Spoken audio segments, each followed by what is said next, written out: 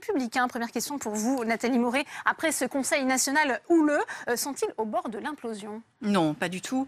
Les Républicains traversent une crise qui n'est pas d'hier et qui va encore continuer. On a vu en fait samedi la mise au jour de quelque chose, d'une problématique qu'on connaît et qui est la même depuis longtemps.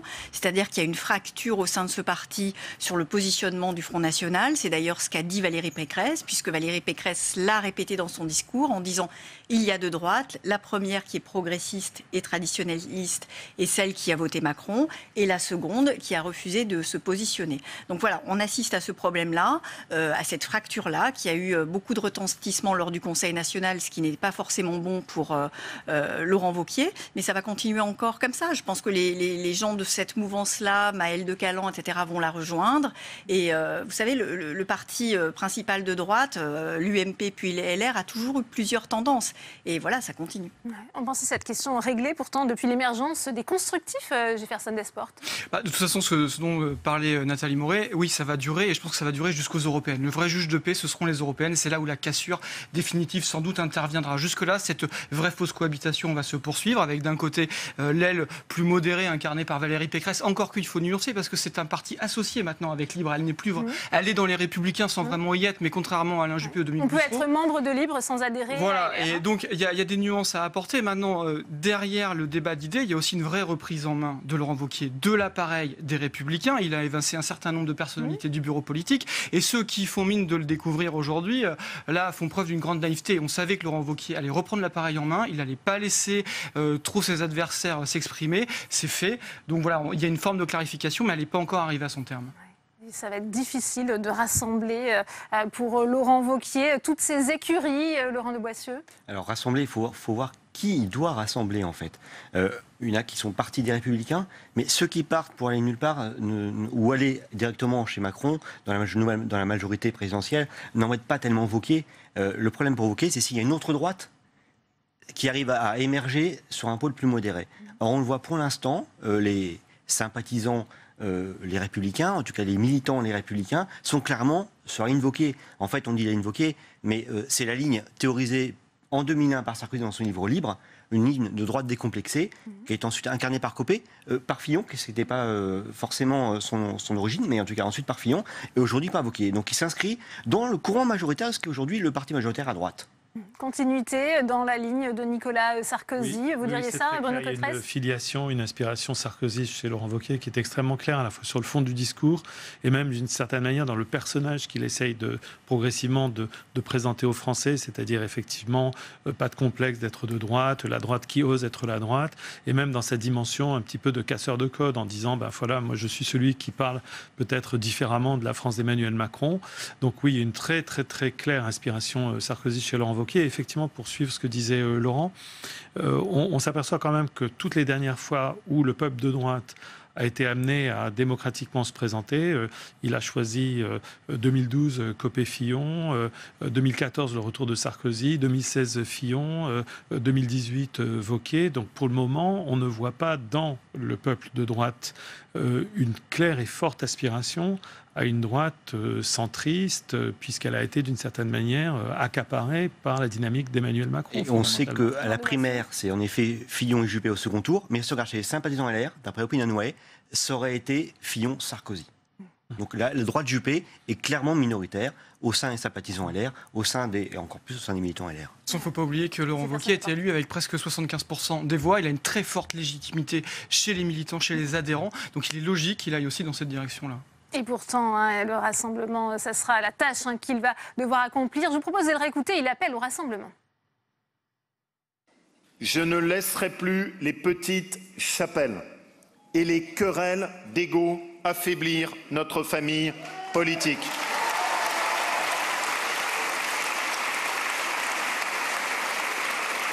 Je ne distribue pas de postes aux enchères pour acheter le silence des uns et des autres, parce que ces petites cliques ont failli tuer les Républicains. Je tends la main à chacun, mais il faut maintenant qu'ils comprennent que le temps des écuries est révolu. Si l'on veut s'engager, on le fait tous ensemble. Je veux que l'on retrouve le plaisir de l'engagement en commun. Nous sommes les Républicains. Nathalie Mauret, cette petite phrase, le temps des écuries est révolu. Pour autant, on entend Valérie Pécresse clairement annoncer qu'il y a désormais deux droites. Il y a de droite. Ça serait tenté de dire de droite irréconciliable pour faire écho à la gauche. Oui, enfin, en tous les cas, elles sont bien fâchées. Je ne sais pas si elles sont réconciliables ou pas, mais elles sont bien fâchées. C'est assez drôle de voir Laurent Wauquiez dire « je tends la main » et en même temps ne pas donner la parole à Maël de Calan lors du Conseil national qu'il a demandé. Maël de Calan, certes, il a fait moins de 10%, mais il représente une petite partie des militants des Républicains. Valérie Pécresse, elle, a clairement mis en scène son arrivée au Conseil national avec sa claque et elle a donc provoqué le noyau dur des militants les Républicains. Elle savait qu'elle allait se faire siffler et tout ça c'était justement pour mettre en scène le fait qu'il y a deux droites. Donc effectivement je trouve qu'il est dans son rôle, Laurent Wauquiez, en disant voilà c'est fini les querelles des chapelles, etc. Maintenant ça a été tranché et en même temps il ne tend pas la main au discours discordant. Donc d'un côté il dit il peut y avoir de débat et de l'autre il ferme le débat. Ouais. Ça sera quoi son positionnement? On le disait, il s'inscrit à la fois dans la ligne de Nicolas Sarkozy et aussi, peut-être avec une certaine main tendue aux électeurs du Front National? Alors, main tendue non. Alors, en tout cas, c'est pas du tout une main tendue à ses amis de la droite, ça c'est clair. Ce qu'il a fait, ça s'appelle un avertissement. Donc, c'est où vous me suivez, où la porte est grande ouverte. On va faire une traduction très simple, mais franchement, là, il n'y a pas à trop tergiverser autour du sens premier de ce qu'il a dit. Maintenant, le positionnement de Laurent Wauquiez est extrêmement clair, très fort sur l'immigration, non au gaspillage, et là, il a trouvé peut-être un angle de tir qui serait intéressant à observer, c'est sur les classes moyennes. Donc on va mettre en perspective les avancées d'Emmanuel Macron sur la fiche de paye, ce que vous avez gagné sur le salaire de janvier par exemple, et la baisse de l'impôt sur la fortune, la moindre imposition du capital, etc. Là on va avoir des angles de tir qui s'ouvrent, avec notamment pour la droite, mais la gauche va travailler sur ce même sujet, notamment Benoît Hamon. Donc voilà, donc il va y avoir un discours très droitier de la part de Laurent Wauquiez pour asseoir sa base, mais en même temps il va pouvoir aller cheminer sur des terrains de société qui pourront mériter débat, à mon avis. C'est vrai qu'il se positionne en principal opposant. Emmanuel Macron, Laurent Wauquiez, c'est une bonne stratégie selon vous, Laurent de Boissieu? Déjà, il avait préempté ce créneau-là, comme Jean-Luc Mélenchon, justement, contrairement à son parti qui avait appelé, pas à voter Macron, mais à voter contre Marine Le Pen pour la faire battre, donc à voter, ça veut dire implicitement Macron. Lui, Wauquiez a laissé le choix entre le vote Macron ou le vote blanc. Donc il a préempté le rôle d'opposant. S'il avait appelé à voter Macron, c'est la même stratégie que Mélenchon. De fait, ils étaient moins forts pour être, par rapport à Marine Le Pen, un opposant à Emmanuel Macron. Donc oui, il prend vraiment ce créneau-là. Au sein de la droite, ce qui est intéressant, c'est qu'est-ce que va incarner Valérie Pécresse. Autant Alain Juppé, Maël de Calan, qui est un peu une doublure d'Alain Juppé, avec moins d'autorité, on voit très bien à quelle ligne il incarnait alternative à Wauquiez. Autant Valérie Pécresse, son discours au Conseil national sur l'immigration était très dur. Valérie Pécresse ne se démarque pas tant que ça sur le fond de la droite de Wauquiez. Je vais me faire à l'avocat de Laurent Wauquiez une seconde aussi. Laurent Wauquiez, alors certes, il y avait aussi un jeu pour la piéger, mais il avait proposé la présidence du Conseil national, tout de même, qu'elle a refusé. Elle a refusé aussi parce que c'était aussi pour la piéger, mais Laurent Wauquiez, on ne peut pas dire qu'il ne tend pas la main. Après, le fait qu'il n'ait pas donné la parole à Maël de Calan, ça leur en a fait coûter pas grand-chose de laisser la parole à Maël de Calan. Quel bénéfice il tire, Laurent Wauquiez, sur le terrain, Bruno Cotresse, pour l'instant, de ce positionnement? On a vu deux législatives partielles hier, à la fois à Belfort et dans le Val d'Oise. Je pense que Laurent Wauquiez est dans une période où il faut, pour lui, surtout faire redresser la tête aux électeurs et aux militants. Leur dire on n'a pas à être honteux de ce que l'on est. Et Laurent Wauquiez, son positionnement correspond assez bien à cette phase qui est une phase un peu de transition où il s'agit pour ce parti de retrouver un horizon. Pour le moment, ce parti semblait n'a plus avoir d'horizon. Donc l'horizon pour Laurent Wauquiez, c'est de dire déjà réaffirmons qui nous sommes. Et je pense que plus ou moins implicitement, il fait le choix d'avoir une cible moins large, mais plus homogène. De dire arrêtons au fond cette confusion, le centre, la droite, soyons la droite, le centre, Macron s'en est occupé. Donc je pense qu'il est vraiment dans cette stratégie de dire la précondition pour retrouver une crédibilité aux yeux des Français et réincarner à nouveau une histoire qui pourrait être une histoire d'une candidature à la présidentielle, c'est déjà de savoir qui on est et donc de proposer quelque chose qui est clairement dans l'opposition à Emmanuel Macron. D'une certaine manière, peut-être qu'il n'a pas non plus tellement d'autres choix, rationnellement, que d'avoir cette stratégie. L'espace politique est limité. Donc il essaye d'occuper la place qui reste aujourd'hui à la droite. Il aura le temps de rassembler. Pour l'instant, il n'est pas dans l'urgence du rassemblement en réalité. Tout ça, ça viendra sur le long terme. Là, pour l'instant, il faut qu'il remette sa famille politique en ordre de marche, en ordre de bataille, avec une identité très claire. Et notamment, vous parliez du Front National tout à l'heure, il assume une ligne très identitaire. Il veut reparler à ces électeurs-là. Donc là encore, il opère ce basculement à droite mais tout en consolidant sa base. Et justement, sur ce positionnement, je vous propose de le réécouter. Je refuse de laisser le monopole du social à la gauche. Je refuse que nous continuions à reculer sur tous ces thèmes que nous avons petit à petit abandonnés et qui ont été usurpés par En Marche. Mais je refuse aussi de laisser le monopole de la sécurité ou de l'immigration à l'extrême droite. Qu'est-ce qui lui reste finalement à Laurent de Boissieu, à Laurent Wauquiez comme thématique? À la fois, on voit qu'ils essayent un petit peu de parler à la gauche, au Front National, et puis il y a quand même ce chandouille laissé par l'élection d'Emmanuel Macron qui phagocyte un peu tous les thèmes de prédilection des partis traditionnels. Chandouille, mais en même temps, Laurent Wauquiez aujourd'hui a le monopole à droite. C'est-à-dire qu'une partie du centre-droit, forcément, il y a une majorité de centre qui a émergé. Donc une partie centre-droit est partie au centre. Ce qui était assez logique et attendu.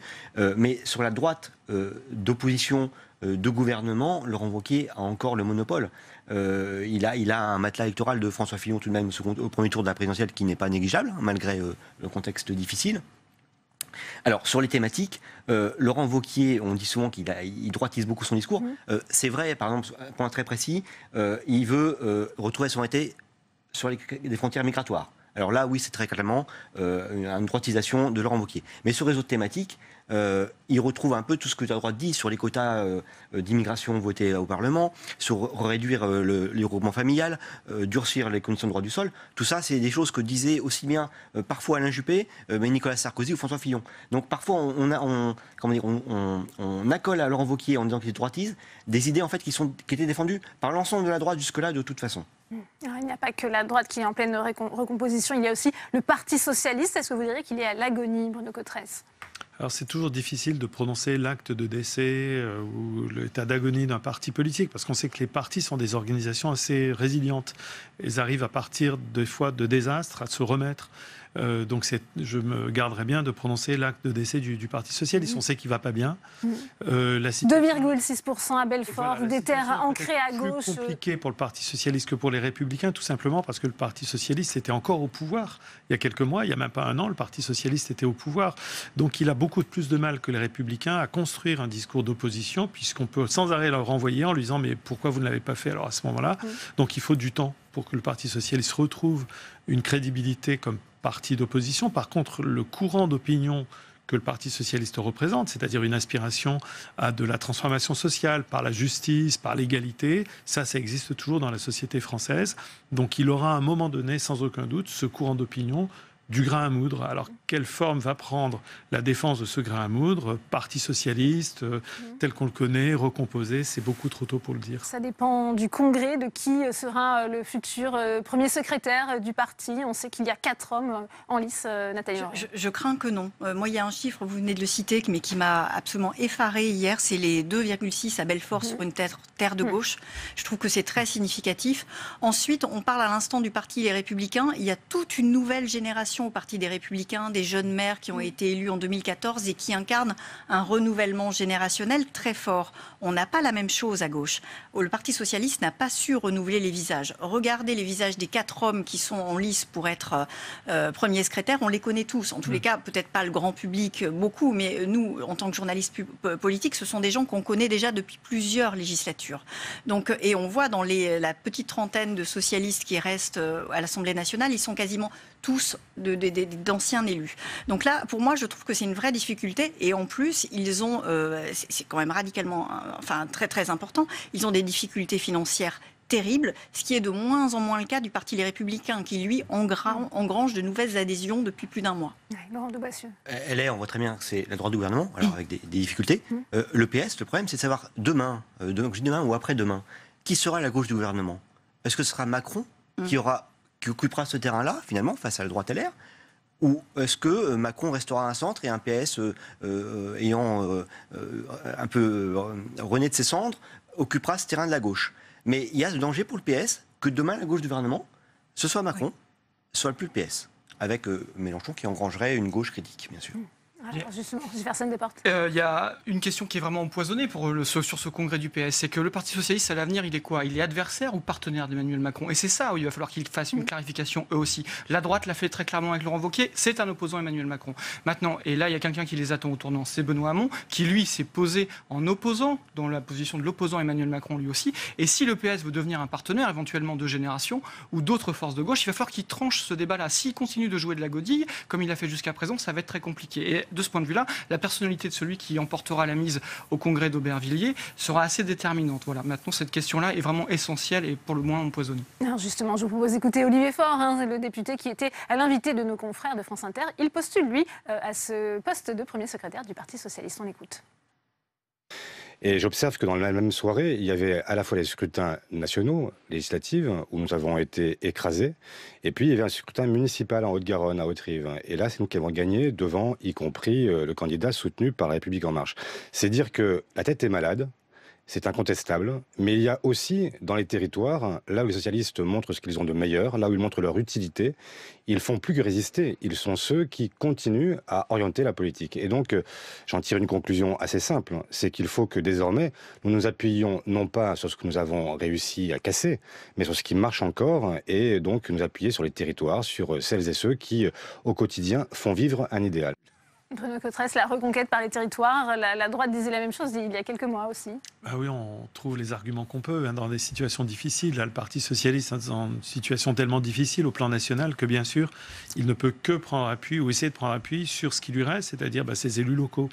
Donc forcément, le discours va être un discours de reconquête par les territoires. Ça n'est pas la première fois que le Parti socialiste est face à cet enjeu. Et ce n'est pas la première fois qu'il explique aux Français qu'il va revenir par les territoires, par ses grands élus locaux. Il faudra voir au fur et à mesure que ce discours va se développer, si ça se traduit aussi par un agenda politique, par des propositions politiques qui nous montrent que partant des territoires, on arrive à construire une offre politique de gauche et qui ait vocation à devenir une offre de gouvernement. S'il reste les territoires au PS, c'est que Macron, En Marche, a siphonné le PS à la présidentielle et ensuite aux législatives, en partie, avec aussi un mandant sur le centre droit, mais a siphonné principalement le PS, en tout cas à la présidentielle. Et il n'y a pas encore eu de municipal, il n'y a pas encore eu de régional, il n'y a pas encore eu de départemental. Et là, on verra.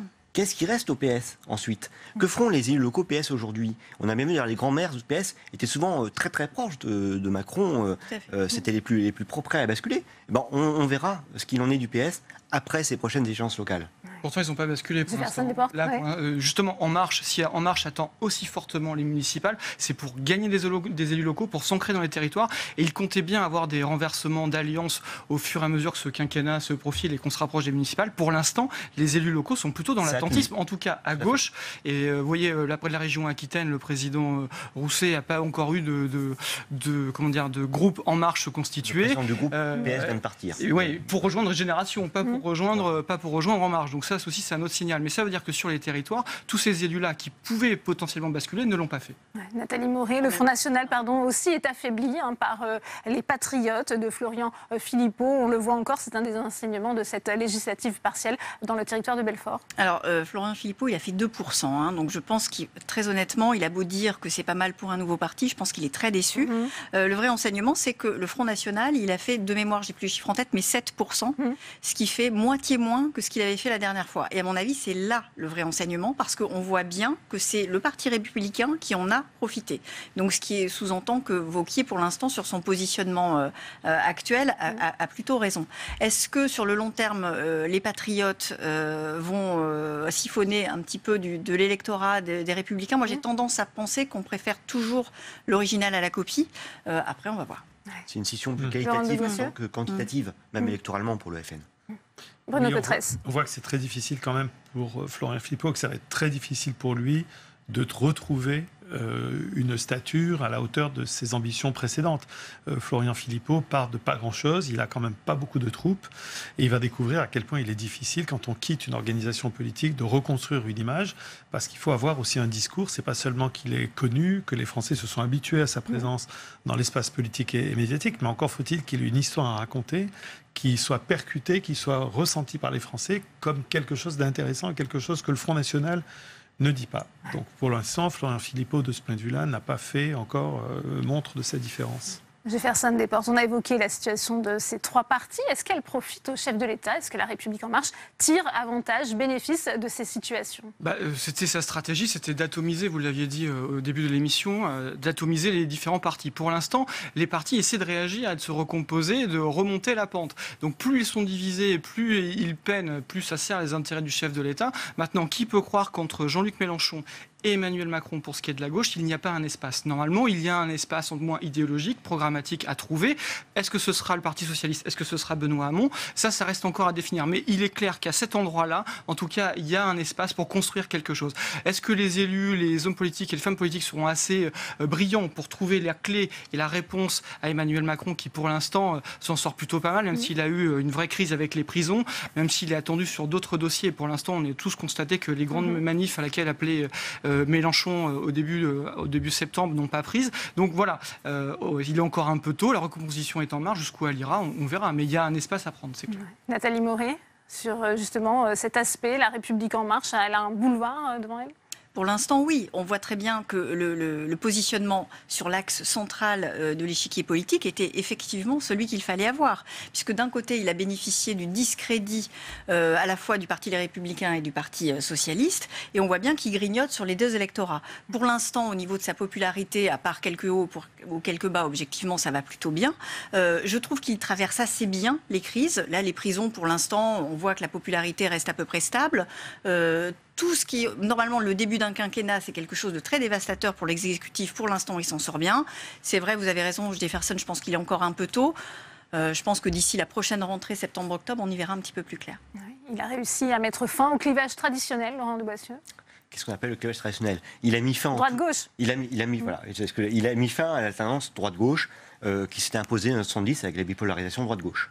Maintenant, il incarne aujourd'hui ce grand centre dont François Bayrou a rêvé pendant longtemps, sans pouvoir lui-même l'appliquer. Est-ce que ce grand centre, étant central sur l'équilibre politique, est parti pour gouverner pendant très longtemps? Ou est-ce qu'un pôle, moi j'ai plus de mal à voir le créneau électoral pour entre Macron et Mélenchon, quand même, qui sont deux discours très clairs. Si c'est pour retrouver un PS qui fasse un petit peu sans trancher je pense que sur les questions de société, il y a un espace. Je pense qu'il y aura un espace sur les questions de société, entre l'impôt sur la fortune, l'impôt sur le revenu, etc. Mais qui n'est pas porté par une personnalité, c'est ça le clairement, souci. Clairement, ça dépendra de qui s'impose à gauche et pour porter quel message. Et pour l'instant, que le PS n'arrive pas à trancher. Oui. Le problème, c'est que le PS, la gauche du gouvernement, a été siphonnée à la présidentielle par Macron, et la gauche non gouvernementale, incarnée par Emmanuel Morel dans cette compétition interne, mais Morel-Mélenchon, je suis désolé, c'est bien plus compatible qu'au sein du PS, Morel-Valls. Et Valls-Macron, on voit bien aujourd'hui que Valls est dans la majorité d'Emmanuel Macron. Donc le PS, pour moi, était un parti qui, en effet, avait deux lignes irréconciliables, qui ont été incarnées par deux personnes extérieures, Mélenchon, Macron à la présidentielle. Et donc, pour un créneau électoral du PS, on voit toujours trouver des gens critiques à gauche qui n'iront pas vers Mélenchon pour des raisons peut-être de personnes, davantage que de fond, mais sur le plan idéologique, j'ai du mal à voir quel espace il y aurait. Sur la fin des clivages, il faut faire attention. Il y a la dimension partisane et il y a la dimension idéologique. C'est sûr que les partis de gauche et de droite ont raté l'élection de 2017, très clairement. Ça ne veut pas dire que les dimensions idéologiques, des valeurs, des intérêts de gauche et de droite ont été supprimés par le coup de baguette magique de l'élection d'Emmanuel Macron. Ce sont deux systèmes de représentation des intérêts, des valeurs que défendent les citoyens qui continuent d'exister. Et je dirais que lorsqu'on regarde de près les enquêtes d'opinion qui sont disponibles, on voit à quel point ça continue d'exister dans les représentations que se font les individus de la société. Dans les enquêtes du Cevipof, on pose des questions qui sont: est-ce qu'il faut davantage prendre aux riches pour donner aux pauvres? Est-ce qu'on trouve que l'économie actuelle profite trop aux patrons par rapport aux salariés? On voit que c'est très clivé gauche-droite, au sens le plus traditionnel du terme. Droite qui serait sur la ligne qu'on qualifie de gauche.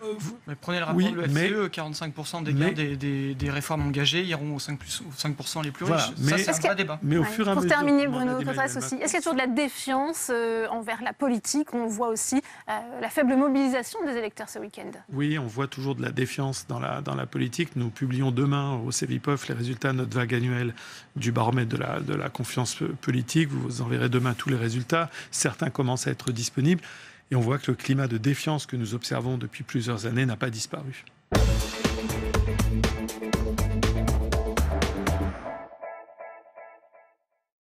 Alors le groupe communiste saisit donc le Conseil d'État. Delphine l'a dit au sujet de Parcoursup. Vous contestez la mise en place du portail d'admission avant le vote de la loi.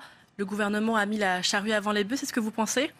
Tout à fait, mais bon, ça correspond un petit peu à votre sujet précédent sur la réforme de la Constitution. On sent que le Parlement gêne le gouvernement et qu'il a envie d'aller très vite sur tous les sujets. Il enchaîne les réformes les unes après les autres, sans aucune concertation. Et sur ce dossier-là, il va même plus loin, c'est-à-dire qu'il nous met devant le fait accompli. Et il nous dit, voilà, sénatrices et sénateurs, vous avez maintenant à voter la loi parce qu'elle est déjà en application. Ça, c'est un coup d'État qui est insupportable. Ça témoigne d'un manque de considération pour le Sénat, pour vous, effectivement. Alors là, le texte manque va arriver le 7 février au Sénat. Bien sûr, mais vous savez, on l'a ressenti déjà pendant le budget. Le manque de considération du gouvernement pour le Sénat, il est patent, il est assumé. On a bien compris que c'était la chambre de trop et que finalement, ce que vote l'Assemblée nationale, ça doit s'imposer le plus rapidement possible. Dans l'Ancien Régime, ça s'appelait le lit de justice. Vous savez, c'est-à-dire que quand le monarque arrivait dans l'Assemblée, c'était son droit, ce qu'il imposait, qui s'appliquait. Emmanuel Macron est un monarque républicain pour vous ? Oui. D'ailleurs, il nous parle de Versailles. Je pense qu'il assume complètement cette image. Oui, c'est un président soleil. Alors, le problème que vous pointez du doigt, c'est aussi que le gouvernement agit par la voie d'un arrêté qui est la mesure du pouvoir réglementaire le plus faible. C'est aussi une difficulté juridique pour vous ? Bien sûr. On est en train de changer complètement l'ordonnancement et la priorité des textes administratifs. Un arrêté, c'est ce qu'on prend après un décret, c'est ce qu'on prend après une loi. Là, tout est à l'envers. Tout est à l'envers et on commence par l'arrêté, lequel n'a même pas été discuté par la ministre quand elle est venue présenter son projet de loi au sénateur. 3 jours auparavant, c'est vous dire le peu d'intérêt que le gouvernement porte à notre Haute Assemblée. Alors Frédérique Vidal vous a tout de même répondu aujourd'hui dans une interview au Figaro, puisque l'autre motif de votre recours, c'est que les informations demandées aux bacheliers contreviennent à la loi informatique et liberté. Et Frédérique Vidal dit justement qu'elle agit, je la cite, dans le strict respect du droit et que la CNIL a donné son feu vert. Qu'est-ce que vous lui répondez ? Alors, l'avis de la CNIL, c'est un avis provisoire. Et la CNIL a dit très clairement, c'est dans son arrêté qu'on peut lire, qu'elle verra ensuite quand la loi sera votée. Parce que là, elle a une conscience un peu plus aiguë du droit. Donc la CNIL, elle nous dit très justement que là, en l'état, ça pose des problèmes, mais que quand la loi sera votée, on reverra tout le dossier. Et c'est ce que nous demandons aussi. On attend de voter la loi. La ministre, également, dans sa réponse, se pose la question, pourquoi angoisser 650 000 élèves et leurs parents en leur disant que nous faisons quelque chose d'illégal ? Est-ce que ce recours, il ne risque pas aussi de faire capoter la rentrée étudiante ? Je crois qu'il faut dire clairement aux parents, et de façon vraiment responsable, que si on laisse Parcoursup tel qu'il est organisé aller jusqu'au bout, nous aurons un chaos à la rentrée de septembre 2018. Donc nous agissons en responsabilité en disant il faut arrêter là, maintenant. Voilà. Parce que le système tel qu'il a été prévu... Mais compte tenu du fait qu'il a déjà été lancé, que la plateforme a été lancée, est-ce que tout cela ne peut pas conduire à un réel désordre si, justement, vous obtenez satisfaction ? Non, il y a une chose très simple. Quand vous prenez les deux arrêtés, APB et puis maintenant Parcoursup, vous voyez qu'il y a un certain nombre de dispositions qui ont été introduites dans le nouvel arrêté, qui n'ont rien à y faire, et tout ce qui concerne notamment le parcours extrascolaire du candidat, de la candidate ou du candidat. Il suffit de sortir ça du texte. Vous proposez donc d'expurger finalement le texte et cela vous suffirait pour vous, pour qu'on puisse tout de même poursuivre la réforme ? Déjà, ça satisferait le droit. C'est-à-dire que cet arrêté-là, il serait conforme au Code de l'éducation tel qu'il s'applique encore. Pas tel qui s'appliquera demain, tel qui s'applique encore. Donc ce qu'on demande, c'est simplement l'application du droit. Et le droit, aujourd'hui, dit que pour rentrer à l'université, il suffit du baccalauréat. Point. C'est tout. Oui, donc on en reste là. Et là, on a des histoires de lettres de motivation, de BAFA dans certaines filières, par exemple. Par exemple. Et là, on peut citer l'exemple de Montpellier, où en effet, sur la base des permissions très larges qui sont données par l'arrêté, les facs demandent à peu près tout et n'importe quoi. Et ce qu'il faut que les parents comprennent bien, c'est que la sélection, parce que c'est une loi de sélection, la sélection, c'est une sélection sociale. Ce qui va peser demain dans les dossiers des candidates et des candidats, c'est le lieu où vous habitez, c'est le lycée où vous avez fait votre enseignement, où vous avez fait votre parcours de dernier cycle, et puis c'est vos activités sportives, c'est vos activités artistiques, et c'est les réseaux de papa et maman. Il faudrait que les dossiers soient plus anonymes. Mais l'objectif du bac, qui est une grande victoire de notre République sociale, l'objectif du bac, c'est de rendre toutes et tous égaux et égales devant le diplôme. C'est un diplôme qui est anonyme, qui est passé de façon nationale et qui donne les mêmes chances à chacun et à chacune. Et justement, si l'on considère la réforme du bac, dont on connaît les premières pistes, et la place de plus en plus importante qui va être accordée au contrôle continu, est-ce que vous pensez que justement, cet examen risque de ne plus être national ni anonyme ? De toute façon, avec la réforme telle qu'elle est, le bac n'existe plus. Ce qui comptera demain, et je crois que les parents l'ont bien compris, et les lycéens, lycéennes aussi, ce qui compte demain, c'est la fiche à venir. Tout sera dans la fiche à venir. Le bac, ça sera simplement un petit examen de confirmation, mais tout sera dit par les résultats que vous aurez eus au lycée. Et ça ne nous va pas, parce que ça renforce la sélection sociale. Vous parlez justement de la fiche à venir, c'est l'une des nouveautés, c'est la pièce maîtresse du dossier de candidature de chaque lycéen, où vont être précisés son projet d'orientation, ses notes, les appréciations de ses enseignants, ou encore l'avis de l'établissement. Et justement, on constate que aujourd'hui, les lycéens doivent faire leurs vœux le 13 mars au plus tard, mais cette fiche à venir qui paraît tellement centrale, finalement, ils vont l'avoir seulement 2 mois plus tard, le 22 mai. Et oui, on est dans la précipitation, et vous voyez, pour tout, ce qui est même insupportable pour les parlementaires que vous pensez que la génération de cette année va être un peu sacrifiée avec cette réforme ? Oui, tout à fait. Non, mais bien sûr, parce qu'on ne sait pas où on va exactement avec tout ce qui a été mis en place. Mais ce qui est insupportable, c'est que vous voyez, c'est que le gouvernement a un plan qui est connu, qui est un plan de libéralisation de l'enseignement. Et ce qu'il propose à la représentation nationale, c'est des petits bouts de ce plan. Donc là, maintenant, c'est l'accès à l'université. Demain, dans 15 jours, on nous présente le baccalauréat. Le baccalauréat. Je peux vous donner la suite. C'est les frais d'inscription, c'est le statut des enseignants-chercheurs, etc., etc. Il y a un projet d'ensemble qui est un projet libéral qui vise à ruiner l'éducation nationale. Et ça, nous nous y opposerons fermement. Merci beaucoup, Pierre Ouzoulias, d'avoir répondu à mes questions.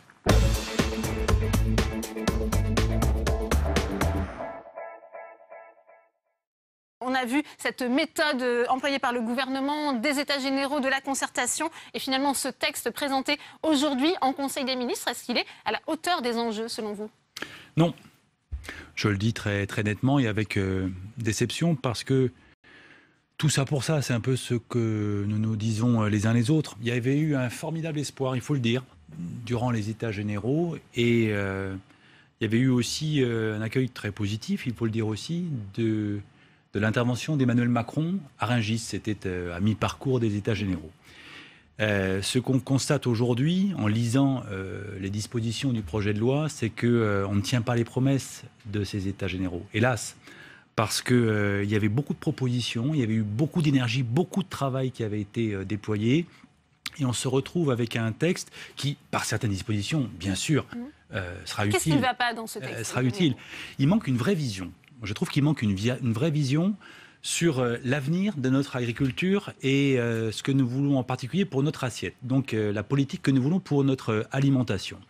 Le président de la République, Emmanuel Macron, avait parlé de transition agricole, pointant en particulier les enjeux en termes de santé, en termes d'environnement. Et ça, c'est très important parce que c'est au cœur des préoccupations des Français et l'actualité récente nous l'a montré. Malheureusement, lorsqu'on regarde le projet de loi aujourd'hui, il Il n'y a rien de tout cela. Alors je le redis, sur la question du revenu des agriculteurs, il peut y avoir des dispositions très intéressantes. Nous verrons ce qu'il en est réellement et dans le détail du relèvement de ce qu'on appelle le seuil de revente à perte. Mais en même temps, il ne faut pas tout attendre. Ce n'est pas une solution magique, le relèvement du seuil de revente à perte.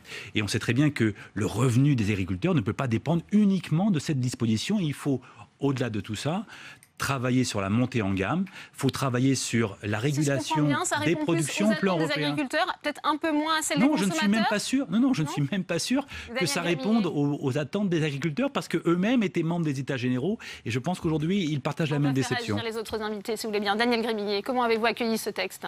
Bon, écoutez, avec le recul et l'expérience, j'ai connu les assises, j'ai connu du développement agricole. En l'espace de 30 ans, chaque gouvernement, quelles que soient ses sensibilités, a cru inventer un système miraculeux pour mieux équilibrer ses relations commerciales. Je dis ça parce que n'oublions pas que le législateur, en l'espace de 25 ans, a changé plus de 15 fois les réglementations, a fait évoluer les réglementations. Donc dans ce texte, il y a des points qui me semblent intéressants, sur notamment le renforcement du pouvoir des agriculteurs à s'organiser. Ça faisait d'ailleurs partir d'une loi, d'un projet de PPL j'avais été rapporteur ici au Sénat, et ensuite dans la loi Sapin 2, le renforcement du rôle des producteurs à s'organiser. Un point important, mais il faudra voir ensuite, parce que c'est quand même un texte franco-français, un point aussi important, c'est la capacité aux interprofessions à parler entre elles, on va discuter, y venir, oui. Et effectivement de voir effectivement des indicateurs. Mais quand je dis ça franco-français, il faut être sûr que ça passe la barre de Bruxelles sur la concurrence. Effectivement, je vous rappelle les paysans français ont été condamnés, des entreprises ont été condamnées parce qu'elles avaient eu le malheur de se mettre autour de la table pour discuter sur la mise en marché. Donc ça fait partie des points. Donc plutôt déception, Daniel Grémillet, si je résume votre pensée. Je suis un peu comme Saint-Thomas, je voudrais voir, mais franchement, non mais faut pas amuser les agriculteurs. Sur les agriculteurs, vous savez, la recette des agriculteurs, c'est la différence entre ce que je touche, dans ce que je vais vendre, et ce que je paie, mes charges. Et dans ce texte, on y met encore un certain nombre de charges supplémentaires qui vont faire effectivement qu'on va encore un peu plus pénaliser. À un mois du salon de l'agriculture, effectivement, les revendications sont là. Franck Menonville, votre réaction à ce projet de loi? Moi, ma réaction, elle est la suivante. Je pense que le statu quo n'était pas possible et n'est plus possible au niveau agricole. Le revenu des agriculteurs se dégrade depuis de nombreuses années. Les relations commerciales sont de plus en plus déséquilibrées et compliquées. Donc moi, je resterai surtout sur ce premier point, donc des relations commerciales. Je pense qu'il y a des perspectives très intéressantes dans ce texte-là. Réaffirmation des interprofessions, capacité à négocier, à contractualiser, et effectivement aussi des sanctions si les contrats. Une autre aussi notion qui me semble importante, c'est l'inversion un peu de la constitution du prix, c'est-à-dire d'y intégrer des prix, des notions de coûts de production. Bon, je crois qu'il ne faut pas non plus être naïf, ça ne sera pas simple à faire appliquer. On voit actuellement les négociations commerciales sont très compliquées. Mais néanmoins, moi, je préfère être quand même optimiste et en tout cas faire en sorte que ces avancées puissent se concrétiser. Écoutez, j'ai l'impression qu'on part du très négatif et puis qu'on va arriver au très positif, tout en gardant personnellement aussi, j'espère, ma capacité de recul. D'abord, je voudrais revenir sur la méthode, parce que c'est quand même quelque chose d'assez inédit ce qui s'est passé il y a 6 mois. Écoutez, moi, ça fait 15 ans que je suis dans la vie publique, et que par rapport au sujet de l'agriculture, c'est la première fois où on a réussi pendant plusieurs mois à mettre autour de la table les agriculteurs, les producteurs, la grande distribution, un grand nombre d'acteurs. Je ne l'avais jamais vu. Donc voilà, dans mon département, j'espère que vous l'avez fait aussi. Mais pour quel résultat? On est d'accord sur la méthode. Laissez, s'il vous plaît, on vous a bien écouté avec attention. J'ai l'impression qu'enfin, on va voir un petit peu je dirais, un premier acte structurant pour l'agriculture et puis d'une manière simple pour la transition agroécologique. On voit quand même le fil conducteur qu'il y a à travers c'est un avant-projet. Ensuite, maintenant, il va y avoir la concertation faite par le ministre, et puis avant-projet, et après projet de loi. Présenté au Conseil des ministres ce matin, donc c'est un projet de loi. Il va y avoir un temps d'échange avec les différentes forces vives du pays, et puis nous autres parlementaires, on aura aussi notre capacité pour amender, s'il le faut, ce texte. On voit quand même le fil conducteur de cet avant-projet, qui est quand même d'arriver à une meilleure répartition de la richesse entre agriculteurs, les industriels et la grande distribution. Et puis aussi, c'est comme l'a dit mon collègue, d'inverser un petit peu ce processus de constitution des prix. Parce que c'est quelque chose d'assez inédit dans la profession agricole, que moi j'ai appris il y a quelques années, c'est que c'est la seule profession finalement qui ne fixe pas son prix et qui ne peut même pas facturer ses coûts de production. Donc là, il y avait quelque chose qui n'y allait pas. Je crois que ce principe, il est posé. Moi, c'est la première fois que je l'entends. Donc, les uns les autres. Et je fais confiance, bien évidemment, à ce gouvernement pour, effectivement, maintenant, transformer cet espoir en... Alors, Didier Rambaud, le gouvernement a effectivement employé ce terme de rééquilibrage. Vous évoquez la question de la grande distribution. Je vous propose d'écouter Laurent Vallée. C'est le secrétaire général de Carrefour. Il était d'ailleurs auditionné ce matin, ici, au Sénat. On l'écoute. Aujourd'hui, il faut le savoir, les négociations sont, à mon sens, totalement irrespectueuses du fournisseur.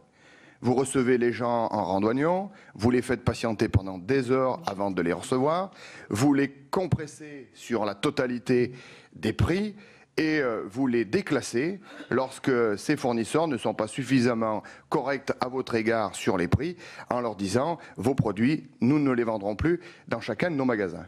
Vous avez indiqué, monsieur le sénateur, que c'était parce que la grande distribution se comportait mal. Je crois que quand elle se comporte mal, elle est sanctionnée. Elle l'est. Je crois qu'aucun distributeur n'a échappé à des sanctions ces dernières années. Et que le ministre dispose des capacités, le cas échéant, vous le savez, de diligenter des actions lui-même. Guillaume Garot, on vient d'entendre cet échange un peu musclé ce matin devant la Commission des affaires économiques du Sénat. Est-ce qu'on peut contraindre la grande distribution à jouer le jeu, justement, notamment sur ces questions de seuil de revente à perte ? C'est très compliqué en effet, parce que le rapport des forces à la base, il est tout à fait déséquilibré. Vous avez 4 grandes centrales d'achat, vous avez 13 000 entreprises de l'alimentation, et puis vous avez un peu plus de 500 000 agriculteurs. Donc on voit bien que, d'ores et déjà, sur le papier, le rapport de force, il est complètement déséquilibré. Alors, vous savez, comme l'avait dit notre collègue, c'est pas nouveau. Ces tentatives de rééquilibrer les relations commerciales. Et en particulier, la loi Sapin 2, du nom de Michel Sapin, dans le précédent gouvernement, avait été une tentative tout à fait intéressante, franchement, avec une volonté d'efficacité. Mais pour ça, il faut que les producteurs puissent s'organiser, c'est-à-dire peser davantage et être eux-mêmes plus cohérents entre eux. Ça, c'est la première chose. Souhaitons que ça fait dans partie cette du loi, texte, ça va justement impliquer une réorganisation. Souhaitons que dans cette loi, à travers les interprofessions en particulier, on puisse leur donner toujours davantage de pouvoir. Ça, c'est très important. Mais je reviens à la question de base. Est-ce que c'est par ces dispositions qu'on garantira un meilleur revenu à nos agriculteurs ? Je pose les choses très simplement et très sereinement en disant n'attendons pas tout de cela. Parce que sur le lait, par exemple, on peut très bien, et tant mieux, avoir une meilleure relation commerciale. Évidemment, on souhaite tous la même chose. Mais tant qu'on aura une surproduction de lait au plan européen, et vous l'avez dit tout à l'heure d'ailleurs, il faut avoir en tête la concurrence internationale et en particulier au plan européen. Tant qu'on ne maîtrisera pas nos volumes de production au plan européen, on n'y arrivera pas. Deuxième chose, sur la qualité des produits que nous produisons. Je pense qu'il faut viser en permanence ce qu'on appelle la montée en gamme. Et dans le texte, je ne vois rien qui nous permet d'être un point d'appui pour ça. Ça veut dire quoi ? Ça veut dire que, et vous l'avez d'ailleurs très bien dit, moi je considère que ce texte doit être un point de départ. Alors on est loin de ce qu'on pensait être le point de départ. Mais il va falloir sérieusement travailler pour, à l'Assemblée et au Sénat aussi, puisque nous sommes ici au Sénat, enrichir, améliorer, corriger le texte là où ce sera nécessaire. C'est en effet le rôle des parlementaires. Les corrections que le Sénat entend apporter sur ce texte, Daniel Grémillet, et notamment sur cet aspect, comment on peut aussi contraindre la grande distribution à jouer le jeu finalement. Il y a 2 points. Parce qu'on ne l'évoque pas. Ça a été un tout petit peu abordé dans une partie de l'audition du secrétaire général de Carrefour tout à l'heure, dans ce que vous avez présenté. mais on assiste aujourd'hui à nouveau à une évolution du commerce, et notamment avec le e-commerce, et une organisation sur notre territoire en France, mais qui dépasse d'une dimension. J'ai l'impression qu'on change de système et que ça n'a pas été abordé du tout dans les États généraux. Parce que là, on assiste à une concentration terrible et une guerre des prix comme ça n'a jamais été. Donc je voudrais dire, parce que, encore une fois, moi j'aime bien de regarder les gens dans les yeux et les paysans, effectivement, comme à chaque fois, ils ont eu beaucoup d'espoir. Et le concret, c'est que je ne suis pas certain qu'effectivement le revenu s'améliorer. Ne tremblez pas avant d'avoir la fièvre. C'est pas une histoire. Vous savez, il faut être lucide. Fièvre, hein. Il faut être lucide. Il faut être lucide et regarder les choses concrètement. Et le concret, c'est quoi? Écoutez, je vous invite l'un et l'autre peut-être. Permettez-moi d'aller où? Permettez-moi d'aller au bout. L'humilité, si ça n'a pas marché ces 30 dernières années. L'humilité, elle peut être dans les deux sens. Oui, bon, je suis pas alors, de ma part. merci. Moi, je vais vous dire deux remarques. Il faut être cohérent dans ce qu'on dit et ce qu'on fait. Je vous rappelle qu'on est dans l'Europe, dans la zone euro. Et il ne s'agirait pas non plus que le système à la française, franco-français, qui n'a pas été partagé au niveau communautaire, devienne vraiment un ballon d'oxygène terrible pour les produits venant d'à côté de chez nous, qui ne sont pas dans les mêmes contraintes de production. N'oublions pas que la France fait le choix d'alourdir les contraintes, les charges des agriculteurs. Et puis un autre aspect. La France, aujourd'hui, négocie au niveau du CETA, négocie au niveau du Mercosur. Et là, on va accepter de faire rentrer des produits qui ne sont pas dans les conditions de contraintes nouvelles qu'on met. Que la société... On a sous-estimé cet aspect, Franck Menonville, cette possible distorsion de concurrence, justement, avec notre nouveau système induit par ce projet de loi vis-à-vis de nos voisins européens. Moi, je pense que ce projet de loi est intéressant sur un certain nombre de marchés et d'organisations locales. Notamment, on en parlait, des produits dans certaines gammes, notamment les produits laitiers, carnés, etc. Je pense qu'on peut arriver, avec ce texte de loi, à essayer d'améliorer le revenu des agriculteurs par une meilleure négociation commerciale, un meilleur équilibre des marges. Moi, je le pense. Par contre, il faut bien se le dire, il y a tout un pan de marché aussi de notre agriculture qui, là, de toute façon, n'est pas du tout dépendant de ces négociations commerciales et qui, moi je suis par exemple céréalier, je pense que on peut essayer d'organiser ce que l'on veut, c'est malgré tout le cours mondial, un certain nombre d'indicateurs de prix qui feront le marché. Donc moi je pense que sur ce texte, il y a une réelle capacité, je pense, à améliorer les choses si on s'en donne les moyens et si on cesse cette guerre qui tire tout le monde vers le bas, de guerre des prix dans la grande distribution. Mais ça sera, faut bien se le dire, ça va pas être...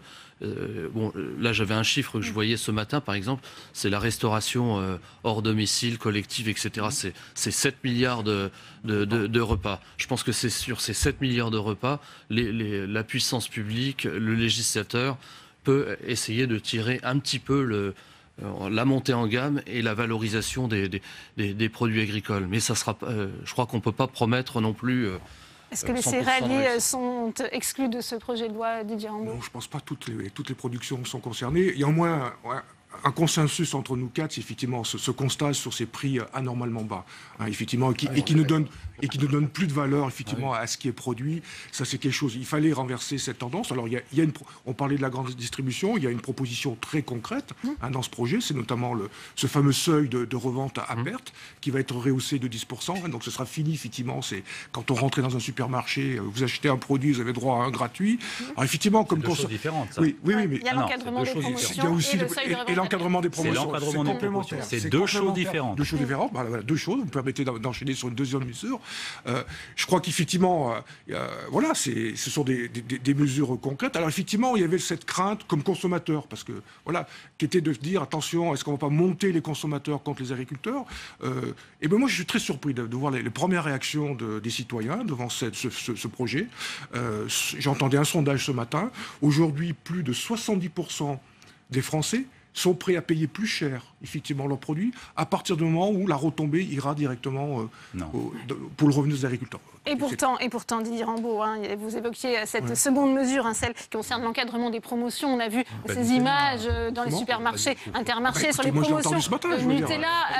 On voit bien, Guillaume Garot, je disais ces images sur ces promotions Nutella, pour ne pas citer la marque. Est-ce que vous pensez que là, le projet de loi s'attaque réellement à ce problème ? tout cas, on a bien vu, parce que vous avez raison de dire que dans les sondages, lorsqu'on interroge les Français, ils nous disent oui, je veux bien payer plus cher pour avoir davantage de qualité. Ça, c'est ce que les gens disent. Mais on voit aussi, pour l'agriculteur. Mais on voit aussi qu'il y a une vraie question de pouvoir d'achat. Bien évidemment, et ça vous pouvez pas le nier. Non. Ça vous pouvez pas le nier. Et moi, j'ai été aussi attentif aujourd'hui à la réaction des consommateurs et de leurs associations, les organisations de consommateurs qui disent leur inquiétude par rapport au projet de loi, qui disent attention, soyons extrêmement vigilants sur les prix ensuite qui seront pratiqués par les grandes surfaces dans les rayons. Donc ça signifie quoi? Ça veut dire que d'une part, le projet de loi ne règle pas, en tout cas ne garantit pas une amélioration du prix payé aux producteurs, malgré le relèvement du seuil de revente à perte. Première chose. Mais d'autre part, il ne faudrait pas qu'au final, ce soit le consommateur qui soit appelé à payer plus cher, parce qu'aujourd'hui, on a quand même, dans notre pays, rappelons-le, c'est quand même une évidence, mais ça fait du bien de l'entendre, un problème de pouvoir d'achat pour un très grand nombre de Français. Et on l'a vu le week-end dernier avec cette promotion Nutella. Ça veut dire beaucoup de choses aujourd'hui sur le niveau de vie de millions de Français. Et vous êtes quand même d'accord qu'il faut revoir les prix pour les agriculteurs? Bien sûr. C'est au détriment des consommateurs, Daniel Grimillet. Fatalement, il y aura une conséquence aussi. Mais bien sûr, mais est-ce que c'est au consommateur, est-ce que c'est au producteur, ou est-ce que c'est aux grandes surfaces aujourd'hui, dont on connaît quand même les résultats et les résultats économiques quand même. Donc là, il y a peut-être également. Daniel Grimillet, est-ce que ça va se faire au détriment du consommateur qui paiera plus cher ces produits, ces nouvelles dispositions? Là aussi, en ayant auditionné il n'y a pas très longtemps des responsables de la distribution, quand on sait qu'il y a un tiers des Français qui font leurs courses à l'euro près, nous avons un devoir de vigilance. Et je reviens à l'objectif, effectivement, on ne peut pas continuer d'avoir des femmes et des hommes dans les campagnes qui vivent dans des conditions avec des revenus tels qu'on est aujourd'hui. Mais pour atteindre l'objectif d'amélioration des revenus, il y a plusieurs méthodes. Un, il faut arrêter de mettre des charges supplémentaires, donc des contraintes qui ont un coût. Deux, effectivement, les charges pèsent terriblement dans notre économie. Et c'est pour ça que le rôle des interprofessions... Il faut que les agriculteurs regardent ce qui se passe tout près de chez nous, en Allemagne. Je suis tout près de l'Allemagne. Et effectivement, il y a des niveaux de revenus différents. Et pourtant, on est dans la même zone euro. Donc, il faut être très vigilant. Encore une fois, moi, il y a un point que je veux souligner sur ce débat qu'on a ensemble. Parce qu'on a pris l'exemple du Nutella, on pourrait prendre de ce qui s'est passé dans d'autres régions avec des couches-culottes. Pareil, la police a dû venir pour séparer les clientes et les clients par rapport à des promotions. Je vous rappelle que, et je le dis à cet instant, parce que le Parlement va être privé du débat, puisqu'on va donner la capacité au gouvernement de légiférer par ordonnance. Donc, on ne va pas légiférer. Au moins sur la Oui, mais il y a des débats qui méritaient. Bien sûr. Mais il faut aller vite aussi. Daniel Grimillet, c'est la ligne de défense du gouvernement sur ce texte. Oui, mais si... On peut aussi se passer du Parlement. La ligne... C'est dans la Constitution. Donc, voilà, c'est un outil qui est payé. Allez-y, Daniel Grimillet. Je répondais à Guillaume Garot. Mon propos n'est pas de critiquer. Mon propos, c'est que je veux dire à cet instant, et j'ai la chance de pouvoir le dire ici, c'est que effectivement, dans l'encadrement qui est proposé, que ce soit le seuil de revente à perte ou la promotion, je vous rappelle qu'au niveau des promotions aujourd'hui, on est plutôt à 30%, le texte il va dire 34%, mais ça veut rien dire. Fixe la limite, à 34%. Ça veut rien dire, parce que si c'est 34% d'une masse de produits, je prends un exemple de pot, je ne veux pas citer à nouveau cette marque, mais dans la masse de volume que je vends, il y a des pots d'1 kilo, des pots de 500 grammes. Si je décide effectivement de faire un coup sur des pots de 500 grammes, je 34% en valeur, 25% en volume. C'est ce que oui, non mais c'est sur la masse. C'est pour ça qu'il y a des choses que je souhaiterais que le Parlement aurait pu effectivement bonifier, parce que l'idée peut être bonne, mais attention qu'effectivement sur sa déclinaison, sur sa mise en œuvre, parce qu'effectivement elle peut ne rien régler. Franck Menonville, il y a ce risque de dresser les agriculteurs contre les consommateurs contre les agriculteurs?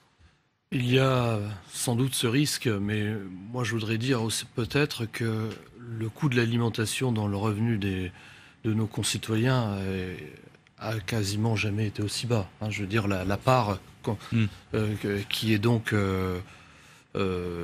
prélevée dans le revenu des ménages pour s'alimenter. Je crois qu'il faut bien se le dire. Donc déjà, premier constat. Est-ce qu'on peut toujours continuer à aller plus bas. Je crois qu'il y a peut-être aussi des priorités à se donner si on veut conserver une agriculture, si on veut conserver des agriculteurs, de l'agroalimentaire, etc. Je pense que, voilà, je dis pas qu'il faut être inflationniste et tout faire reposer. Je suis assez d'accord avec ce qui a été dit précédemment.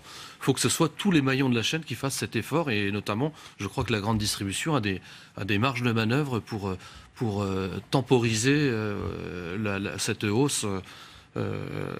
Temporiser une hausse qui pourrait être celle des consommateurs. Mais je pense que cette guerre des prix et le toujours plus bas en matière de coût de l'alimentation, si on veut conserver une agriculture de qualité, moi je pense qu'il faut quand même aussi raison garder. Et il y a d'autres pistes aussi de gains de pouvoir d'achat aujourd'hui dans les processus gouvernementaux. Je pense qu'il faut mettre tout ça en perspective. Guillaume Garot, on arrive bientôt au terme de ce débat. On a entendu aussi le ministre Stéphane Travert parler de mesures pour accroître la compétitivité de l'agriculture française. Là, vous êtes d'accord ? Il a raison. Chaque fois qu'on peut accroître cette compétitivité, bien sûr. Mais il faut savoir à quel prix et pour quel type d'agriculture. Parce que si c'est uniquement une agriculture concentrée entre les mains de quelques-uns, ça n'ira plus. On perdra par ailleurs, notamment en termes de présence des agriculteurs sur nos territoires. Mais je veux rajouter aussi une chose, parce que j'ai évoqué ma déception par rapport aux États généraux et par rapport à l'espoir qu'avaient suscité les États généraux de l'alimentation. Et s'agissant de l'alimentation, il y a quand même des lacunes réelles, profondes dans ce texte de loi. Je parlais tout à l'heure de la qualité de l'alimentation. Qu'est-ce que nous disons sur la nutrition, la qualité nutritionnelle des aliments? Qu'est-ce que nous disons sur l'éducation à l'alimentation? On disait ça baisse dans le budget des ménages, mais il faut aussi redonner sa valeur à l'alimentation. Peut-être la réponse pour conclure de Didier Rambaud à ces quelques questions. En quelques secondes, le mot de la fin pour vous. Alors, il y avait un fort volet, on n'a pas le temps d'en parler. Il faut réduire aussi la question des phytosanitaires. Tout à l'heure, on a parlé de la restauration collective, publique. Voilà une occasion, effectivement. Plus de 7 milliards de repas aujourd'hui distribués hors foyer. C'est un immense marché pour, effectivement, la production locale. On pourrait aussi parler de la question du gaspillage alimentaire. Alors, certaines collectivités aussi ont pris un certain nombre d'initiatives, des départements. Je crois ça fait partie du projet. Il faudra aussi l'amplifier parce qu'il y a aussi une éducation à l'alimentation. Ça, c'est vrai.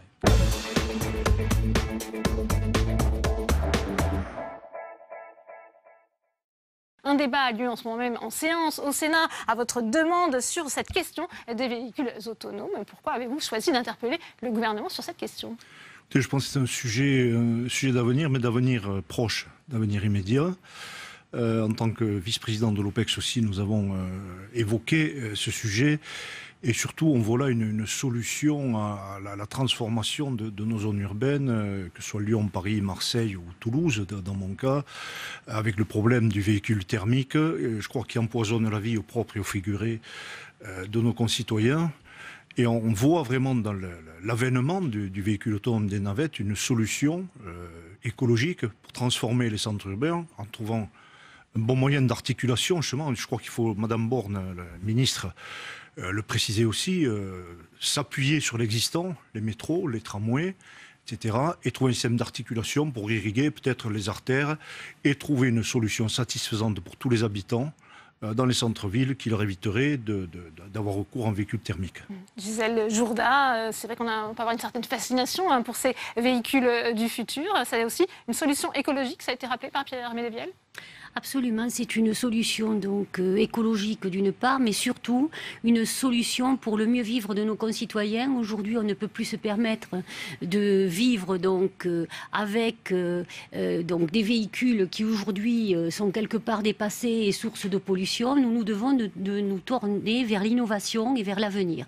Donc, ce dossier sur lequel nous avons travaillé, ce rapport que nous avons commis dans le cadre de la Commission des affaires européennes du Sénat, parce qu'il y a une portée nationale, mais il y a une portée européenne, puisque nous sommes confrontés à des difficultés de législation. Et nous, sénateurs, et d'harmonisation, nous, législateurs, nous devons de regarder cet aspect pour pouvoir faire donc correspondre les évolutions techniques et aller vers ces villes donc, qui vont être avec des voies de circulation dédiées aux véhicules autonomes, mais sans oublier les véhicules qui vont être donc équipés et qui ne seront pas totalement donc autonomes, mais qui vont être énormément assistés, comme nous les connaissons déjà. Donc il faut qu'il y ait l'interconnectivité, et il faut absolument que nos entreprises puissent donc évoluer sur ces voies de devenir. D'ailleurs, notre rapport portait un titre, donc c'est le futur imminent, hein, c'est-à-dire que nous devons travailler à la fois dans le présent et dans le futur. Avant de vous donner la parole, messieurs, je vous propose justement d'écouter Elisabeth Borne, qui était en séance il y a un instant. Elle a rappelé les objectifs du gouvernement en la matière. On l'écoute. Mon ambition, celle du gouvernement, c'est d'abord de construire un cadre légal et réglementaire qui permettra la circulation en toute sécurité des véhicules automatisés de série avant la fin du quinquennat. Cette ambition s'appuiera sur la mise en place d'un cadre d'expérimentation compétitif en cohérence avec le rythme de déploiement anticipé par nos filières. La progressivité est essentielle. L'élaboration du cadre réglementaire s'appuiera sur l'analyse des impacts et des risques identifiés lors des travaux menés en coopération étroite entre autorités publiques et industrielles. Ces travaux devront permettre de construire le corpus de connaissances permettant l'évaluation et la validation des systèmes d'automatisation. On vient d'entendre les ambitions en la matière du gouvernement. Où est-ce qu'on en est en France? Je donne la parole au constructeur Guillaume Devauchel. Est-ce que la France relève parfaitement ce défi technologique? Absolument. Il y a à la fois des constructeurs d'automobiles qui seront de plus en plus automatisés. Il y a aussi des constructeurs de navettes qui sont finalement un autre type d'objet, puisque les navettes pourront très rapidement être complètement autonomes, c'est-à-dire sans chauffeur. Elles ne seront pas absolument autonomes au sens où elles seront téléopérées. Je pense que c'est une nuance très importante, puisque ce sont des véhicules opérés par des flottes. Pour le véhicule de Monsieur Tout-le-Monde, il y a 3 types de fonctions qui seront très rapidement sur le marché, on va dire vers 2020. Les manœuvres de parking automatique, déjà très largement répandues. Des manœuvres d'assistance aux embouteillages du type périphérique parisien, donc des voies où il n'y a pas de piétons, pas de feux rouges, pas de véhicules qui viennent en sens inverse, mais où il y a des millions d'heures perdues, je vais dire, presque par jour. Donc il y a une vraie valeur. Et puis enfin, un 3e type d'infrastructure sur les autoroutes. Même si la vitesse est élevée, en France, les autoroutes ont une infrastructure très bien marquée, avec une bande d'arrêt d'urgence. Donc ça permet de rouler complètement en automatique sur les autoroutes. Donc ça, c'est important pour les transports de personnes, mais aussi pour les transports de biens, et notamment pour les camions sur les autoroutes, puisqu'on sait que là, les principales causes d'accidents correspondent à des erreurs humaines, d'endormissement, etc. Donc là, on peut estimer que les capteurs, les systèmes, eux, vont rester vigilants pendant tout le trajet. On viendra à cette question des accidents. Nicolas Decrémy, il y a aussi cet aspect transport en public. Est-ce qu'on peut s'attendre à des équipements généralisés sur tout le territoire ? Alors effectivement, c'est aujourd'hui ce qu'on commence à déployer à travers le monde. Navia a déjà plus de 60 véhicules déployés. On opère au quotidien, donc on parlait justement des villes comme Paris, Lyon, d'autres homologues également qui opèrent sur Toulouse pour la France. Donc on est déjà dans une réalité qui, justement, de par le cadre réglementaire, doit continuer d'évoluer pour permettre la démocratisation de ces solutions, puisque c'est bien l'adoption par les usagers et par le grand public que vont se faire justement l'arrivée et l'émergence de ces véhicules et de ces solutions. Maître Vallat, on vous a invité parce qu'il y a effectivement beaucoup de questions qui se posent autour du cadre réglementaire et législatif. Première question, qui peut conduire ces véhicules autonomes? Est-ce qu'il faut un permis? Alors, aujourd'hui, on est au niveau français, parce qu'il n'y a pas d'harmonisation européenne vraiment. C'est une des difficultés que vous avez relevées. Bon, il y a la Convention de Genève de 49, il y a la Convention de Vienne, la plus récente de 68, qui a été modifiée relativement récemment dans son article 8, pour justement permettre les expérimentations. Qu'est-ce qu'un conducteur aujourd'hui de la voiture autonome? Aujourd'hui, il n'est pas possible d'avoir une voiture, enfin au niveau réglementaire en tout cas, une voiture sans personne à bord. Il faut que le passager puisse reprendre la main pour éventuellement pallier une éventuelle difficulté. Donc on a cette problématique de réglementation. Il y a des problèmes éthiques également qui vont se poser. C'est le fameux paradoxe du tramway. Qui va-t-on sauver en matière d'accident? Donc des problèmes d'assurance, des problèmes de responsabilité. Est-ce que c'est le constructeur, le fabricant de l'intelligence artificielle ou le passager lorsqu'il reprend la main, justement? Qui va être le conducteur? Les Américains sont beaucoup plus en avance que nous. Ils ont, en septembre 2017 de mémoire, c'est le Self-Drive Act qui est intervenu. Les Allemands également, nos amis allemands, depuis le mois de mai 2017, fait, ont beaucoup travaillé, notamment aussi au niveau de l'éthique. Pas de critères de race, pas de critères de sexe également. Donc c'est vraiment des choses sur lesquelles il faut réfléchir. Et il y a des problèmes de cybersécurité, des données personnelles.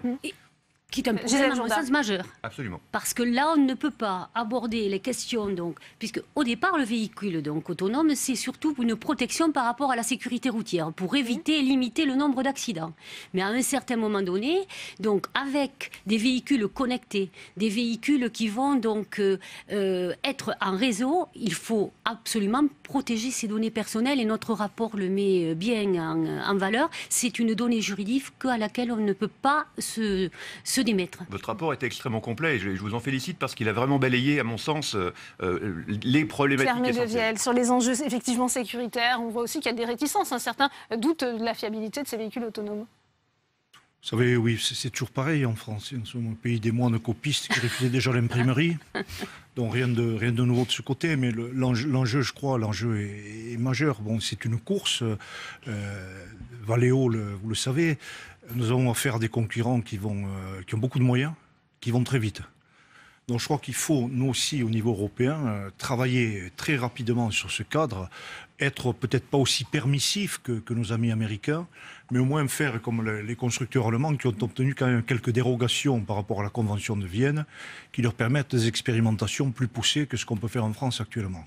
Donc au moins harmoniser, uniformiser, trouver un cadre juridique et avancer vite parce que ça va très fort de l'autre côté. Très concrètement, comment réagit un véhicule autonome sur le périphérique parisien? On peut imaginer avec des piétons, alors peut-être pas sur le périphérique, mais des motos, d'autres véhicules qui ne vont pas respecter le code de la route. Alors ça, c'est le plus difficile, c'est qu'en fait, la circulation n'est pas telle qu'on souhaiterait qu'elle soit, mais elle est telle qu'elle est. Et en fait, c'est différent d'un pays à un autre. Vous évoquez les motos sur le périphérique parisien, qui est beaucoup plus difficile à organiser pour un véhicule autonome que le périphérique de Stuttgart, par exemple, où là, les motos restent bien en ligne. Alors chez Valeo, on a une ambition, c'est de porter le niveau de sécurité à ce qu'on appelle 10-9. Alors ça peut paraître un jargon, c'est moins d'un incident majeur, soit par milliard de kilomètres, le plus facile, ou le milliard d'heures d'opération, ce qui est le niveau atteint par l'industrie aéronautique. C'est faisable, c'est à comparer aux quelques milliers de morts tous les ans sur nos routes, même s'il n'y a pas de bijection entre l'accident et le mort. Donc on peut penser, on a fait 560 milliards de kilomètres, je crois, en 2016 en France, donc on aurait quelques centaines d'incidents à comparer à quelques milliers de morts. Donc il y a un vrai enjeu tout de suite. Alors, de ce côté-là, les industriels, et notamment Valeo, on a développé un système qu'on appelle une triple redondance. C'est-à-dire qu'il y a 3 natures de capteurs différentes qui voient la scène de manière différente. Donc une caméra voit très très bien les piétons, mais peut être éblouie. Un radar voit très très bien les vitesses relatives, c'est le fameux effet Doppler. Et puis un scanner place tous ces objets dans l'environnement. C'est un gros calculateur qui vous permet de prendre les décisions toutes les 5 millisecondes. Et là, c'est très important parce qu'en fait, un accident ne vient jamais subitement ou très très rarement subitement. Il y a souvent un enchaînement de mauvaises décisions. Et c'est en ça que le véhicule autonome sera beaucoup plus performant qu'un homme. D'abord, la perception est quasi immédiate. On parle de millisecondes et pas de secondes. Et ensuite, la décision va être logique toutes les 5 millisecondes. Et là, la probabilité d'aboutir à une situation où effectivement il n'y a plus de choix acceptables devient extrêmement faible. Donc moi je suis très confiant qu'à des vitesses faibles, en ville, et c'est là où le véhicule autonome prend tout son sens. C'est ce que vous diriez effectivement, Nicolas de Crémier, la fiabilité, la sécurité pour l'instant, elle est à 100%. C'est ce qu'on voit déjà aujourd'hui, de par les différentes expérimentations qu'on a, à faible vitesse, effectivement, le risque est vraiment minimisé. Maintenant, il faut qu'on continue à travailler. On le voit d'ailleurs de par les expérimentations qu'on va lancer cette année avec un robot-taxi dans 3 villes dans le monde. Là, on va passer une étape additionnelle, toujours au sein de la ville. Et là, il faudra qu'on travaille, bien évidemment, sur l'aspect réglementaire pour ces véhicules-là, mais également sur la partie d'infrastructure. On en parlait tout à l'heure dans votre rapport également, c'est un sujet abordé.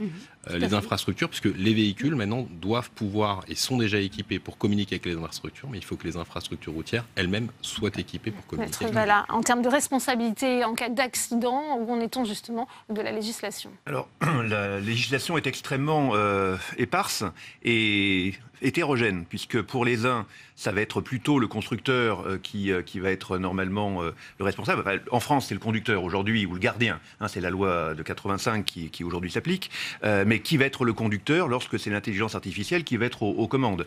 Est-ce que ça va être celui qui est passager, celui qui aura repris par inadvertance la main? Est-ce que c'est celui qui dormira à l'arrière? Ou est-ce que c'est le fabricant de l'intelligence artificielle qui aura été défaillante et qui n'aura pas su déceler au dernier moment un obstacle? Donc on a un vrai problème. Les Américains ont une conception des choses, les Allemands en ont une autre. C'est pour ça qu'il est extrêmement important que l'harmonisation européenne intervienne au plus vite pour justement ne pas freiner le développement de ce merveilleux... Car c'est la responsabilité du constructeur aussi qui peut être... Alors, ce qu'on voit aujourd'hui, quand même, je me permets d'intervenir, ce qu'on voit aujourd'hui, et Waymo, donc filiale de Google, a pris ce parti-là, qui est celui également de Navia, qui est de ne plus avoir de cockpit, ni de volant, ni de pédale. C'est-à-dire que c'est bien la machine, et donc plus l'homme qui pourra intervenir, c'est bien la machine qui, à terme, devra pouvoir interagir elle-même avec l'environnement, et donc, par ce fait-là, prendre la responsabilité au-delà de l'humain. C'est pas un phénomène totalement nouveau. Oui. Aujourd'hui, quand vous freinez en urgence, vous avez un ABS, un ESP, qui font qu'en fait, celui qui prend la décision, c'est pas votre pied sur la pédale, mais le calculateur qui décide de... Donc finalement, ça a été, après quelques réticences initiales, ça a été très bien accepté. Et je pense que le grand public et la réglementation met en évidence les avantages du système électronique. Est-ce qu'il y a une évolution des mentalités plutôt favorable, Pierre Medevielle, sur ce sujet? Un sondage estime bien que 3 automobilistes sur 4 pensent que les véhicules autonomes deviendront une réalité, sans toutefois assumer complètement l'idée d'acheter un véhicule autonome. Oui, vous savez, c'est un objet plaisir, le véhicule. Et quand on parle des véhicules autonomes, les gens pensent qu'ils vont devenir passagers, qu'ils vont perdre le plaisir de conduire. C'est que le sondage de la Sofres fait apparaître. Mais bon, il y a une évolution quand même dans la voiture d'il y a 20-30 ans qui était un objet personnel, presque une résidence secondaire, avec l'inamovible Saint-Christophe, les photos de famille, quelques effets personnels. Aujourd'hui, on voit dans le cadre des nouvelles mobilités, on voit des voitures qui restent sur les parkings d'aéroports qui sont louées. La voiture devient un objet, un moyen de transport. C'est plus le joujou dont on rêvait, avec des formes, joujou de sport ou autre. Donc, on va, je crois, il y a eu des réticences par rapport aux régulateurs de vitesse, il y a eu les histoires chez Renault. On y est aujourd'hui, comme le disaient ces messieurs, ces solutions existent déjà sur les véhicules, les régulateurs de vitesse adaptative. On peut vraiment ne plus toucher aux pédales sur des centaines de kilomètres. Alors, moi, je dirais que le plaisir de conduite ne disparaît pas, il se déplace. Je pense que personne ne regrette le starter, le plaisir de se faire conduire, manuel, etc. et en fait, on va trouver, moi je suis même le réutilisateur d'un véhicule presque autonome et électrique, on va retrouver un plaisir extraordinaire, l'absence de bruit, l'absence de... Voilà, et on va profiter de son système audio, on va profiter du paysage, etc., de manière très différente d'aujourd'hui. Et il ne faudrait surtout pas voir l'usage du véhicule autonome comme dans la continuité de l'usage du véhicule d'aujourd'hui. C'est un élément nouveau de société. Ça remplacera les véhicules autonomes, les véhicules plaisir de se faire conduire, de se faire amener à bon port. Moi, je souhaiterais, à ce stade du débat, amorcer cette dimension sociale et les questions que ça pose. Et je ne souhaiterais pas que ce débat s'achève sans qu'on parle de la dimension sociale. Parce que ce soit en matière de fret routier, nous avons parlé de la conduite, nous avons parlé des navettes, mais de transport des personnes, ça veut dire que nous allons avoir une mutation de société et une mutation dans les emplois. Et je ne voudrais pas qu'il y ait, pour ceux qui nous écoutent, un doute par rapport, donc, nous le disons dans notre rapport, nous avons pris cette dimension humaine donc, en compte, puisque les emplois vont se substituer. On va avoir, avec les véhicules autonomes, des créations d'emplois d'ingénieurs, de techniciens supérieurs. En revanche, disparaîtront certainement, donc, au fil des générations, les chauffeurs routiers tels qu'on les connaît aujourd'hui, mais l'automatisation qui va avec les véhicules autonomes, puisqu'on parle par exemple en termes de fret routier, de robots qui vont charger les camions, Donc, pour pouvoir donc gagner en temps mais en sécurité aussi. Je crois qu'il y a un plus, mais il ne faut pas oublier donc cette dimension à la fois sociale pour les personnes qui sont concernées, qui se disent mais qu'est-ce que nous allons devenir, surtout dans le contexte que nous vivons et avec la précarisation de l'emploi. Je crois qu'on est sur d'autres perspectives et qu'il ne faut pas donc abandonner cet aspect donc de la question du véhicule autonome. Mais c'est vrai que ça fait toujours un petit peu peur quand le robot ou la machine remplace finalement l'homme. Vous évoquiez la disparition de certaines professions. Il y a aussi la question des mécaniciens qui se pose. L'apparition de nouvelles professions aussi. Il faut vivre avec son temps. Alors, on y travaille. Chez Navia, on en est la plus belle preuve. On est passé de moins de 100 collaborateurs à plus de 210 aujourd'hui. Donc on voit bien qu'on recrute. On recrute à la fois, bien évidemment, dans des métiers d'ingénierie, mais pas que. Il y a également des métiers de production. Il y a également des métiers de supervision, puisque quand on a une flotte, il faut bien suivre cette flotte au quotidien. Donc ce sont des nouveaux métiers sur lesquels on forme les jeunes générations. Et on va continuer à travailler sur ce plan-là, puisqu'on va essayer de développer un centre de formation pour justement accompagner cette mutation et l'évolution de ces métiers-là, puisque on se dit ça va devenir une généralité. Si ça devient une généralité, on a besoin de faire évoluer les métiers. Et donc, on sait que ça va prendre quand même du temps. Ce temps-là, on l'a aujourd'hui. Et il faut qu'on saisisse justement ces instants pour démarrer ces nouvelles formations et faire évoluer. Tout à fait, ce sont les procédés d'accompagnement. Et avoir ces emplois chez nous, surtout, pas les laisser en Chine ou aux États-Unis. Absolument. Guillaume de Vauchel. Oui, d'un point de vue sociétal, vous l'avez très bien dit tout à l'heure, en fait, on est dans une impasse dans la circulation des grandes mégalopoles. Et on voit que la population se concentre dans ces grandes mégalopoles. Et quelque part, l'association entre transport collectif, navettes, véhicules autonomes, redonne de l'oxygène sans investissement massif de la part de l'État ou des collectivités, puisque quelque part, pour un véhicule individuel, c'est chacun qui finance son véhicule. Et puis, il y a un business model, un modèle économique fort pour les opérateurs de navettes. Et ça, je voudrais le dire parce que je prends juste un petit exemple. Vous avez des embouteillages, vous avez des feux rouges. Vous voyez que les gens se ruent aux feux rouges pour freiner brutalement et redémarrer rapidement. On voit bien que d'un point de vue écologique, c'est pas bon. Et d'un point de vue gestion des flux, c'est pas bon. Une navette autonome ou un véhicule autonome, lui, va dialoguer avec le feu rouge, s'arrêter gentiment et redémarrer gentiment. Et ça, on a fait une étude avec l'école des mines qui montre que rien que ce petit phénomène diminue de manière drastique les embouteillages dans Paris. Si on augmente la portée, par exemple le véhicule autonome, on sait que 30% du temps dans Paris, du trajet, c'est pour chercher sa place de parking. Là, il n'y a plus besoin de chercher une place de parking, etc., etc. Donc ça rebat l'écart pour l'animation des grands centres-villes. Une idée formidable de repenser la ville. Tout à fait. Il y a aussi au niveau de l'acceptabilité sociale un vrai problème des données personnelles qui vont être embarquées. Il y a aujourd'hui énormément de données qui sont déjà intégrées dans un véhicule. Je ne parle même pas du GPS ou d'autres, mais là, on va avoir une interaction en plus entre la machine et l'homme qui pourrait aussi être, pour se considérer un petit peu, je ne vais pas dire asservi, mais en tout cas peut-être trop lié, ou que tous ces déplacements vont être encore plus surveillés, encore plus contrôlés. Qui va avoir accès aux données? La CNIL a d'ailleurs s'est déjà penchée sur le phénomène avec son pack justement voiture autonome. Donc il y a vraiment aussi un problème de protection des données personnelles, et je pense que plus ces données seront protégées, je ne parle même pas des problèmes de cyberattaque éventuellement aussi sur ces données, mais que voilà, il faut vraiment aussi bien maîtriser ça, et que je pense que les constructeurs devront appréhender ce phénomène. La réponse des parlementaires sur cette question de la protection des données? Et la solution, nous n'avons pas le choix, il faut la trouver. C'est vrai que il n'y a pas uniquement dans le domaine du véhicule autonome, c'est dans tout le domaine aujourd'hui. Pour une protection contre la cybersécurité est un enjeu majeur, et du véhicule autonome, mais du futur. Gisèle Jourda, et ensuite peut-être oui.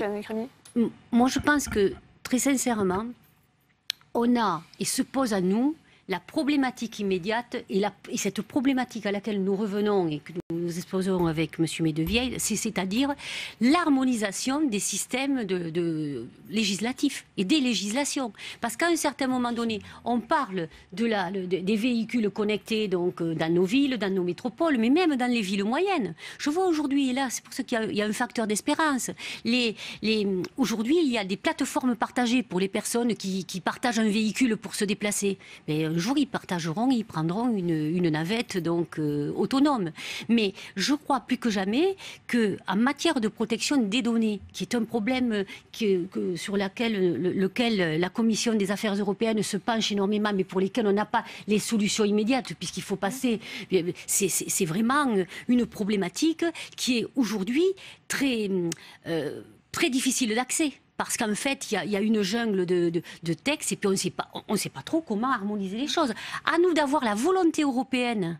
Parce qu'à un certain moment donné, quand on aura nos véhicules autonomes sur nos routes, il faut pouvoir se rendre en Italie et en Espagne. On n'a plus beaucoup de temps. Peut-être votre réponse en un mot ? Peut-être en un mot. Je pense que le pire serait d'attendre et de se voir imposer un standard de fait outre-Atlantique ou chinois. Et quelque part, le fait d'autoriser, de donner des dérogations, de faire des expérimentations grandeur nature, permet de trouver des alternatives. Et du coup, de laisser au consommateur le choix qu'il n'a plus aujourd'hui quand il utilise un smartphone. Eh bien, et dans le véhicule autonome, on peut le faire.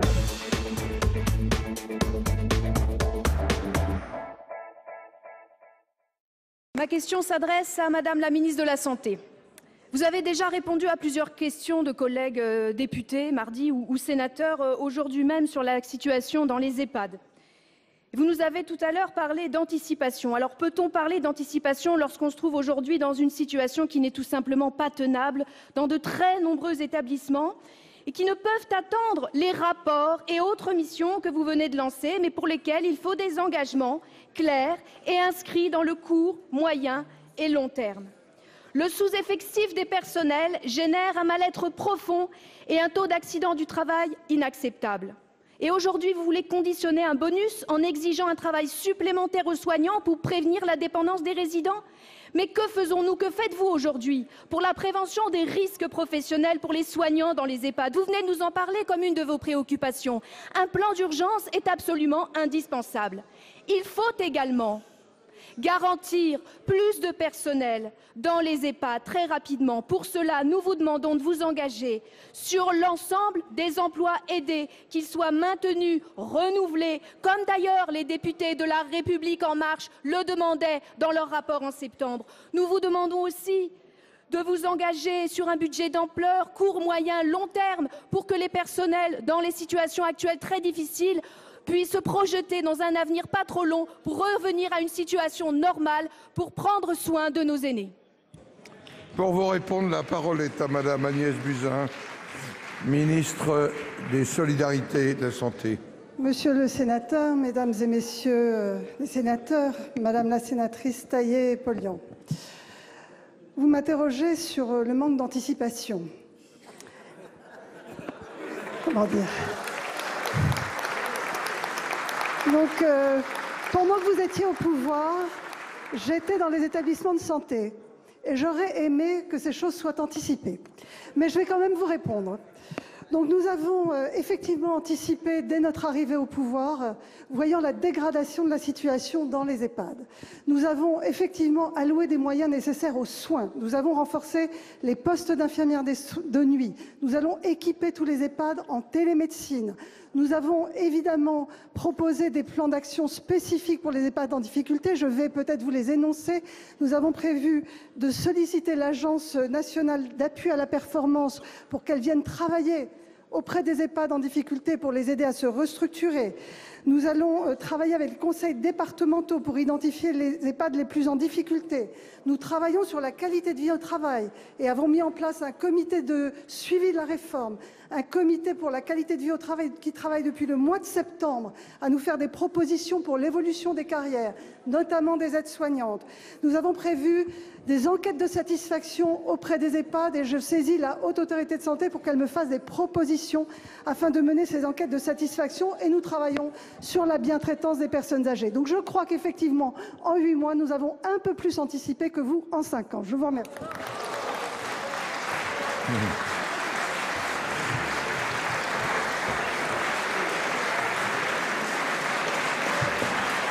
Vous avez 26 secondes.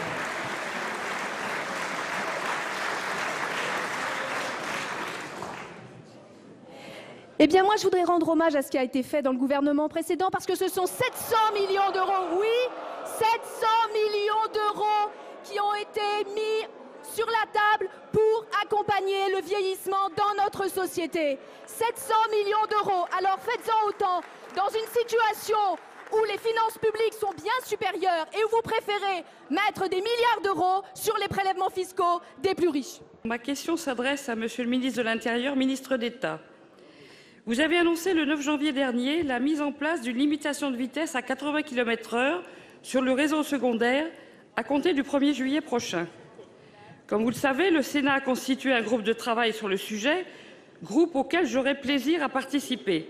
J'ai d'ailleurs un a priori plutôt favorable. Si l'objectif de diminuer le nombre de morts sur ces portions de route accidentogènes est louable, il apparaît toutefois que la démarche ait été un peu hâtive, dénuée de concertation préalable et a fait abstraction des conclusions rendues dans le cadre des assises de la mobilité. En outre, il semblerait que la direction de la sécurité routière n'ait pas souhaité participer aux travaux des assises lorsqu'elle y a été conviée par le groupe d'experts. On ne peut que s'en étonner et bien sûr le regretter. Ma demande est donc double. Pourquoi la sécurité routière n'a-t-elle pas participé aux assises de la mobilité? Mais surtout, Monsieur le ministre, pouvez-vous attendre les conclusions du groupe de travail sénatorial avant de confirmer la décision de modifier la réglementation? Permettez-moi enfin un petit clin d'œil.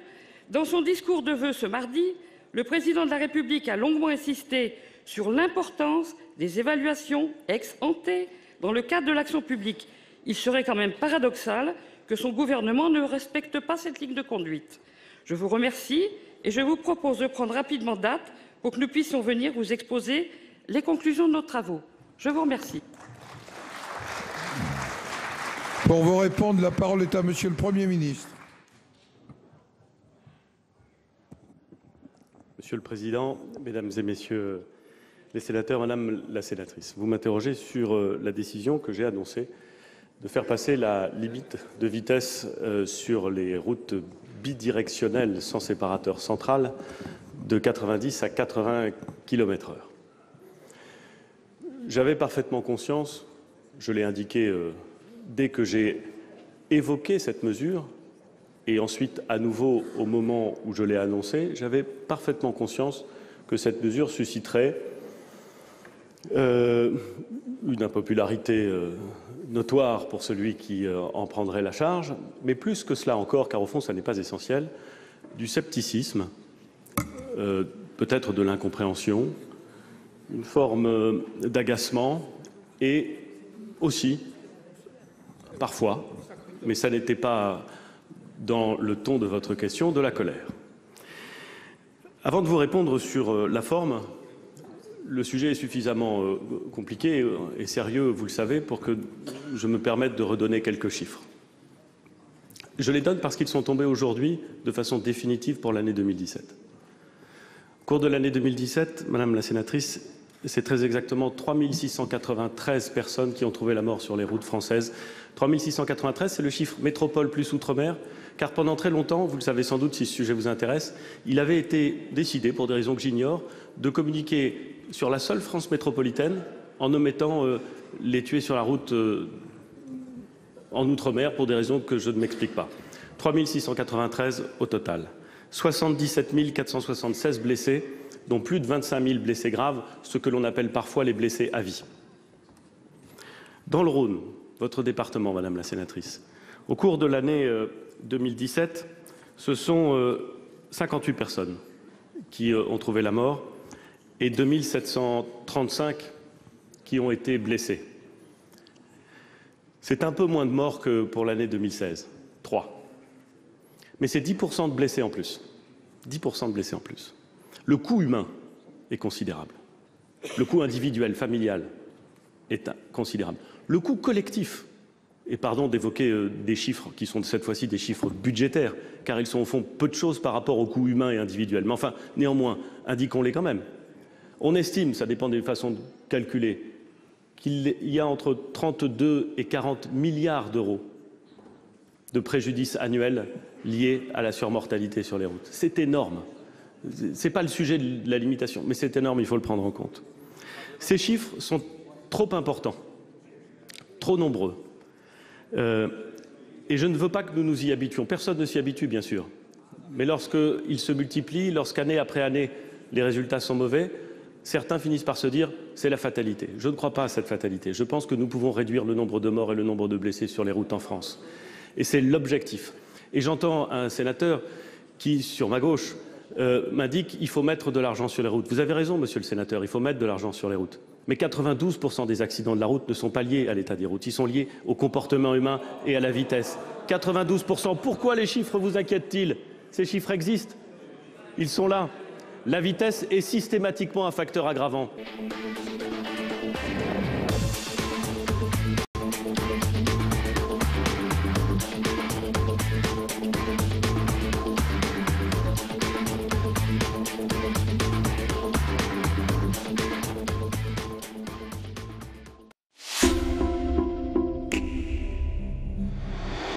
Juppé-Boy et prise de guerre à droite au début du mandat, a-t-il trouvé ses marques à Matignon?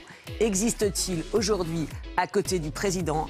Et son goût pour la boxe est-il une métaphore de son style de Premier ministre? Cette semaine, nous déshabillons en tout bien, tout honneur, Édouard Philippe.